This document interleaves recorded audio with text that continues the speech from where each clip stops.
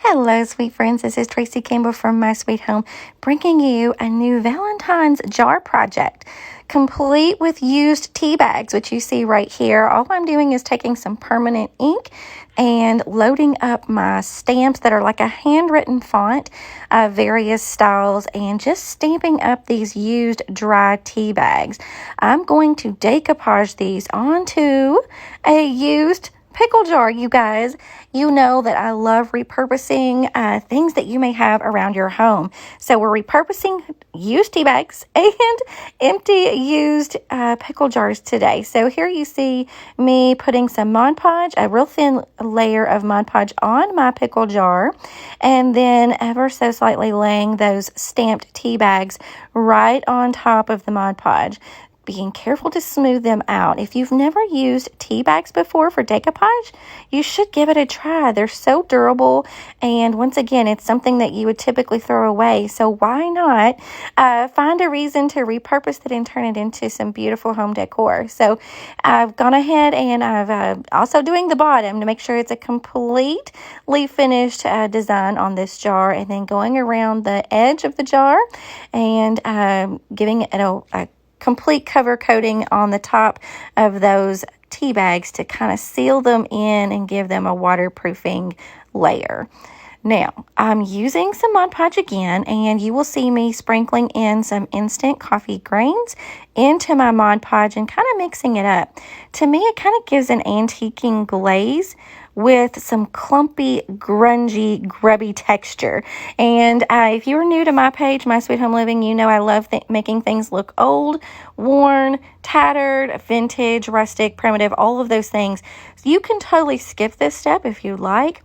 I like adding all the grubby goodness. So sprinkling some more instant coffee grains and mixing it in. I even get my fingers really messy on this project. But I love adding that. To me, it looks like an old, maybe a jar of preserves or jelly that has just really been grubby and sitting in the kitchen cupboard for lots of years. So we're going to set that aside and let it dry. And then what I have done is I've just made a template of a heart on a piece of cardstock. And on the back side of that cardstock, I am Mod Podging a layer of homespun, red check homespun fabric, okay? And I've put the Mod Podge on and laid it on the back side, and then you see me there cutting, using the front side because I can still see my template, cutting that heart shaped out, and that's going to give me a real clean edge. Now, if you want to completely leave out the step of cardstock, you totally can.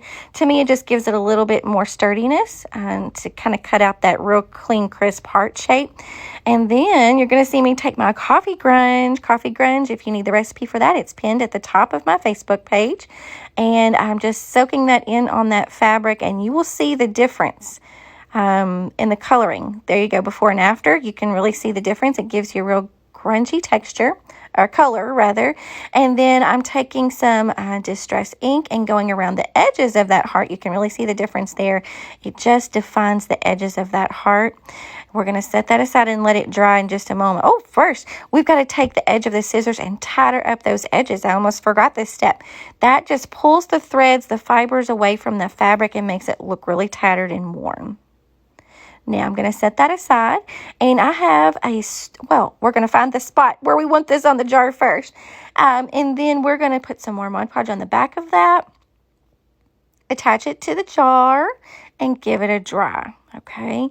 You want this to really stick good to your jar. You could totally use hot glue if you want, Mod Podge. You could use any kind of glue. For that matter. We're just attaching it to the jar there, giving it a good dry. And my next step is I'm going to pull out a strip of torn muslin material. You could use drop cloth, painter's cloth, whatever you have. I'm just kind of measuring it, eyeballing it there, and then I'm going to rip it to the right size. And then I'm just going to write the word love on there. I'm just using a plain ink pen, you guys.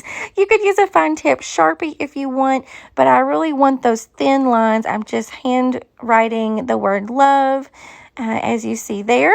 And then I'm going to put some Mod Podge on the back of that little fabric strip and attach it to the heart.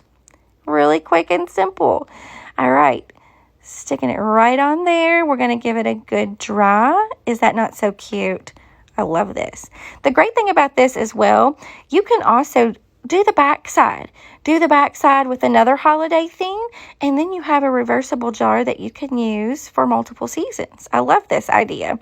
So I'm just applying another layer of Mod Podge with a little bit of instant coffee kind of added in to kind of give it that antiquing look and giving it a good dry. This will make it good and waterproof. If you display this in a kitchen, you can wipe it clean without too much problem.